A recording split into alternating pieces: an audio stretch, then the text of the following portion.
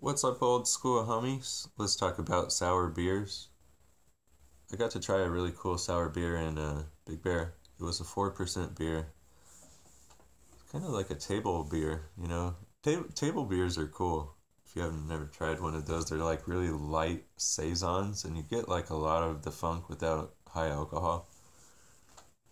Because typically a saison is a little bit higher alcohol. I love saison DuPont. It's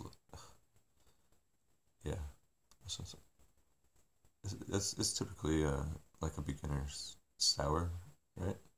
Just try a saison DuPont. Pretty good. Uh, what else?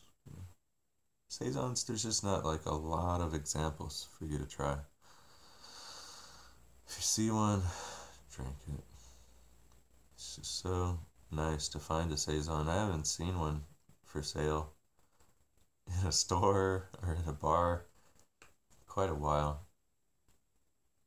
I'm trying to think of other examples, but the table beer is kind of a cool thing too. I found ones that were around 3.5%, and it's just like a bigger beer, and it's like meant to be drank on the table with other people, not to like get drunk. You just, I don't know, tastes good. Some actual saisons have dandelion in them. Yeah, that's a secret saison ingredient. I mean, farmers and people that brewed beer just kind of picked up the flowers out of the gardens and put them in saisons, and it's a traditional ingredient now. So let's talk about, is California onto the trend? And yes, we are, and we're gonna get better at this. And maybe even I'll start fermenting some sour beers, because in some ways it's a little bit easier.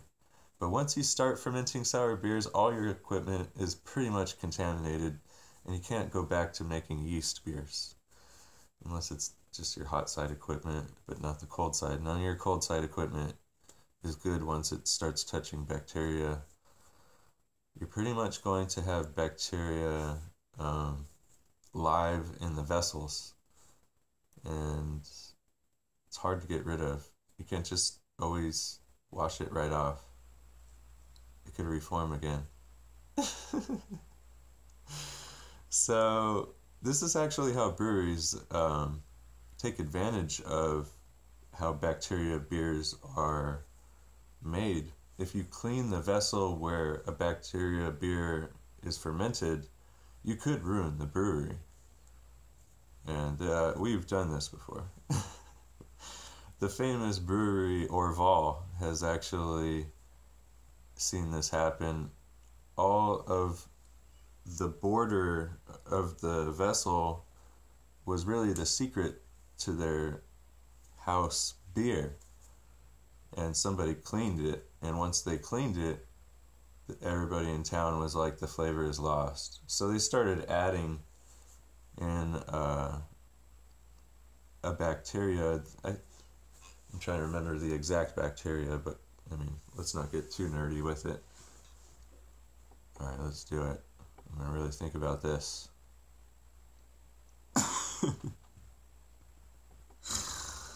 I'm such a fucking beer nerd. It's not the typical one. It's not Lactobacillus. It could be Pediococcus. Yeah, I think it's Pediococcus. I'm gonna say Pediococcus. I'm gonna check myself after this. Yeah, they started adding in the same sort of bacterias that were native in the area. They had to gather them from the plants, because a lot of times they would just open up the windows and just let bacteria in off of the yeasts of the plants, because yeasts grow on the outsides of the skins of the plants in order to defend the plant from nature. So not all of that is bad for you to drink. You get some of the benefits from the sourness that is naturally some of the gut flora in your stomach. So sometimes it settles your stomach to drink one of these beers. You know, if you just drink one.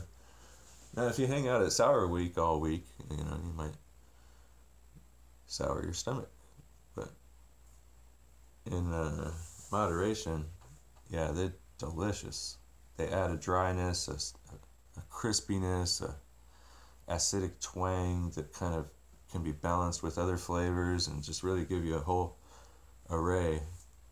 You know, Russian River beers were kind of like everyone's first flavor of a giant sour beer, and they're always smaller. Sour breweries are always smaller. You have to make your own and stuff, you know what I mean?